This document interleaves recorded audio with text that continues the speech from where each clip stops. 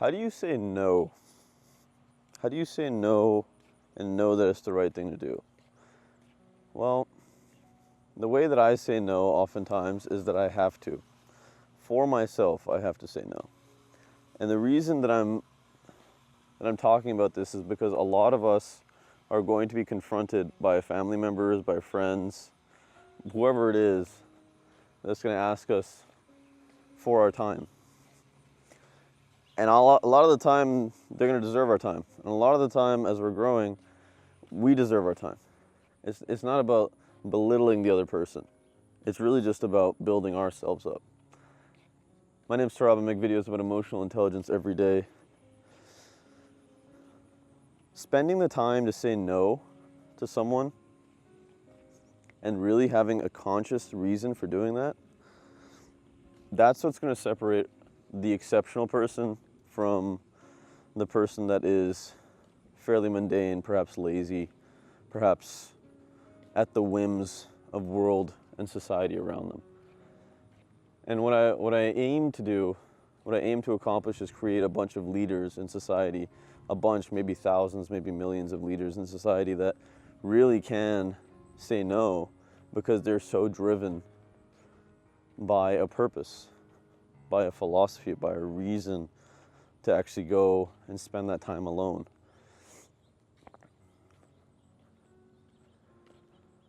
So saying no hurts a lot. When we first start saying no to people, it's frustrating. It can be an ego boost, sure, but then you have to realize that it's a continuation, right? When we're saying no to someone that we're going to be spending time with, that's a temporary no, right? That's saying now is not the time.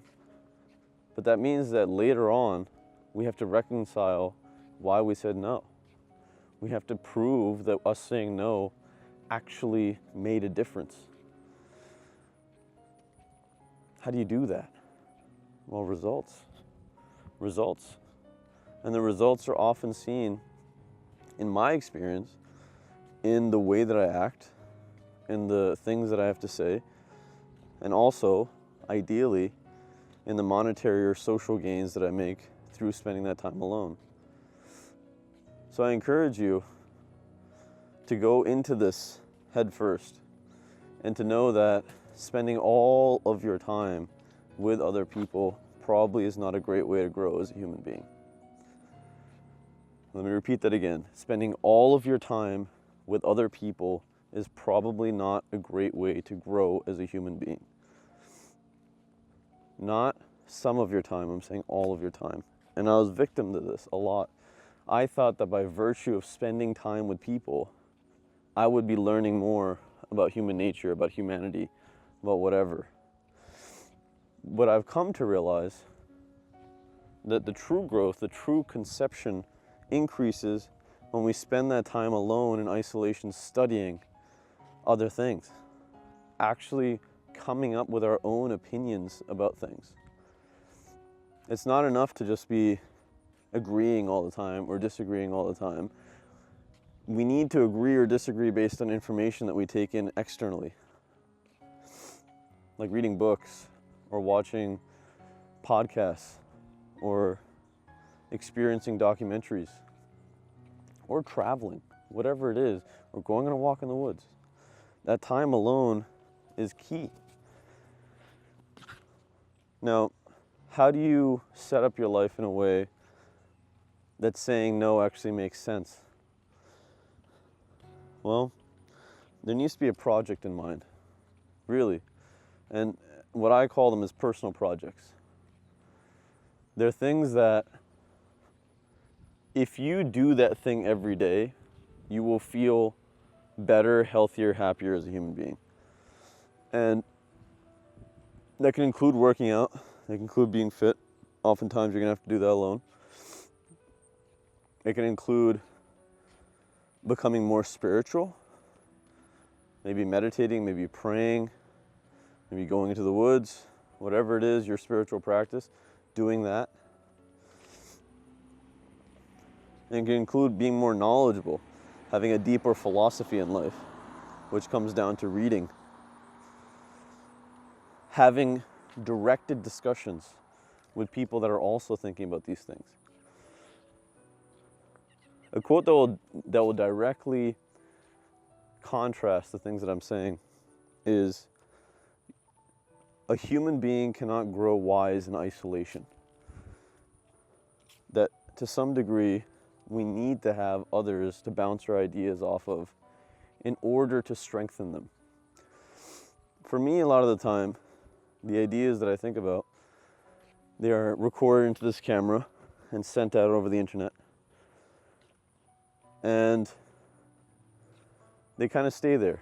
I don't get very much interaction between other people. However, by virtue of speaking these things out and actually trying to put it into a narrative, when I do come across someone that is thinking about creativity or leadership or philosophies that help growth, the ability to say no, the conversation I can have with that person is necessarily going to be deeper, because I've spent the time and energy to try to craft words that help carve out, that help strengthen the borders of the philosophy. So say no when you have something genuinely that you want to do, and then it's going to take your time. And don't feel particularly bad about it all of the time, because you have to realize the person that you're becoming in those hours that you spend alone, in those hours creating these videos, or in those hours painting, or in those hours scheming a way to grow your business, or a way to bring up your team. Those hours are necessarily going to make the other ones more impactful. The ones that you spend with people, it's going to make it deeper, more emotional, more useful, more valuable to everyone involved. The classic excuse for parents is, I'm not going to have this time later to spend with them. I don't know if I'm going to be alive tomorrow. And when I said them, I mean children. And I always say to them, listen, your children are only going to be as well off in this life as their conception of you. Meaning, choose your role models carefully.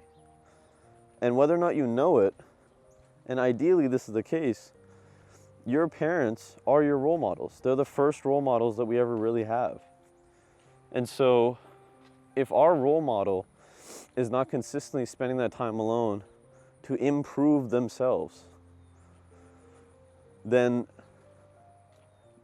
we necessarily have to switch our role model. We have to switch our conception of what it means